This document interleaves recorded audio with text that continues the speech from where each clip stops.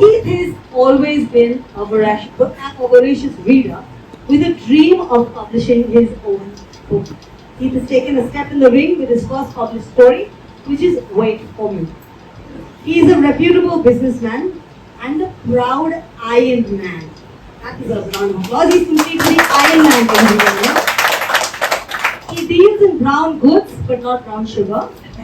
He is passionate about connecting and networking with people. His witty one-liners make him a favorite with many women, probably one of those he was chasing in the bus. However, his wife Renita says that she has heard all his lines, and this keeps him constantly on his toes for some new content. His gorgeous wife Renita is his lifeline. He has 2 sons, and he has asked me to reinstate that they are both boys. Nowadays, we need to make sure. Okay, that's Ross and Kenneth.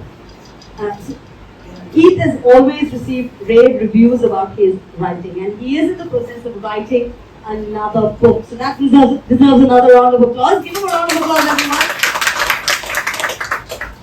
Bob's Banter Academy happened, Keith, and today what you see is a beautiful story published for the very first time by this author. Ladies and gentlemen, put it together for Keith Alvares. Thank you so much, Sunila. I'm absolutely thrilled that Bob could be here today because we were actually planning this towards the end of September, and it's a huge coincidence that Bob was around, so we could have you for the book release. So I'll jump into the book straight away. I always had this feeling that I was suffering from indigestion, and I realized that it was a book just waiting to come out. But before I get to the actual book, I had to actually understand the process of writing a book. Is not easy. It's not just putting a few pages together and calling it a book. It has to have some structure, and I was very fortunate that Bob was part of my learning process in getting there. Without further ado, let me jump into Wait For Me. Wait For Me, I screamed silently as the bus was leaving the stop. I ran towards it and did for a moment realize that that was the beginning of a series of Wait For Me that would carry on till there was no more waiting. I ran after the bus, repeating the same words. I definitely didn't intend missing it. I know, there's always another one. But why not this one?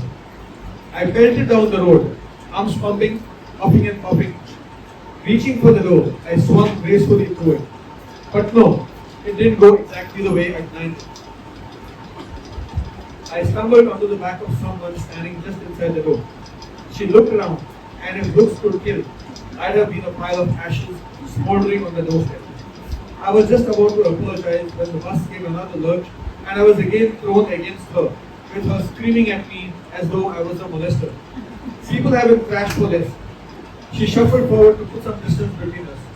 Strangely, my heart was still racing, and it definitely wasn't from the exertion of the physical effort to board the bus.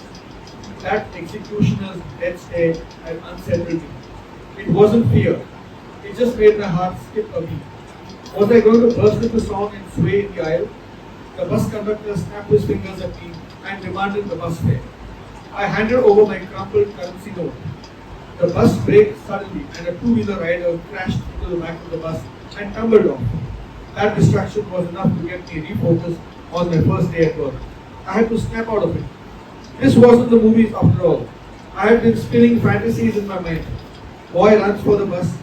Boy boards the bus and bumps into a girl. The girl tumbles into the boy's arms.